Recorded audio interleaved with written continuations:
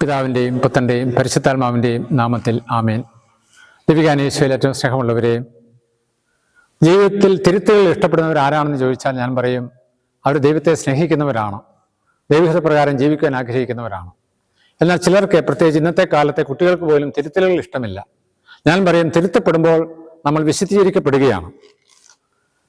അതുകൊണ്ട് വിശുദ്ധ Francis Xavier Cabrini പറയുന്ന പോലെ, തിരുത്തപ്പെടുമ്പോൾ നിങ്ങൾ ഒരിക്കലും ന്യായീകരിക്കരുത്. നിങ്ങൾ ചെയ്തത് ശരിയോ തെറ്റോ ആയിരിക്കാം, അപ്പോഴെല്ലാം നിങ്ങൾ നിശബ്ദരായിരിക്കുക. അങ്ങനെ അല്ലെങ്കിൽ നിങ്ങൾക്കൊരിക്കലും വിശുദ്ധിയിൽ വളരുവാൻ കഴിയുകയില്ല.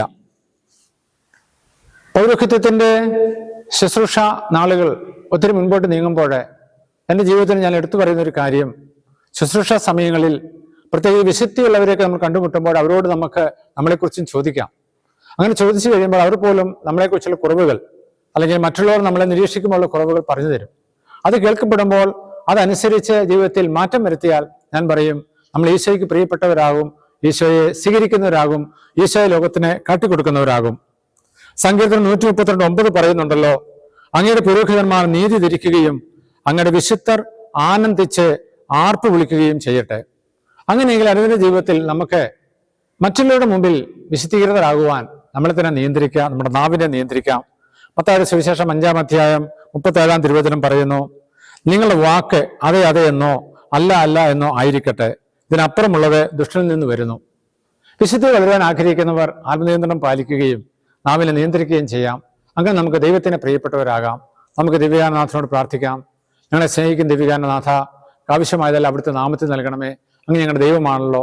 വിശുദ്ധിയിൽ വളരുവാൻ, മറ്റുള്ളവർ ഞങ്ങൾക്ക് തിരുത്തലുകൾ നൽകുന്നത് സ്വീകരിക്കുവാൻ ഞങ്ങൾക്കിടയാകട്ടെ. സന്തോഷത്തോടെ സ്വീകരിക്കാൻ ഇടയാകട്ടെ. അങ്ങനെ ജീവിതം വിശുദ്ധീകൃതമായി തീരട്ടെ. ആമേൻ. ദിവ്യകാരുണ്യമേ, ശോഭയാലെന്നുള്ളം തെളിയും. ജ്വലിക്കുന്നൊരഗ്നിയാം ദിവ്യകാരുണ്യമേ, ശോഭയാലെന്നുള്ളം തെളിയും. ദിവ്യാഗ്നിതൻ ശക്തിയാലെന്റെ ഹൃദയം ശുദ്ധീകരിക്കണേ നാഥ. ദിവ്യാഗ്നിതൻ ശക്തിയാലെന്റെ ഹൃദയം ശുദ്ധീകരിക്കണേ നാഥ. ദിവ്യകാരുണ്യനാഥ.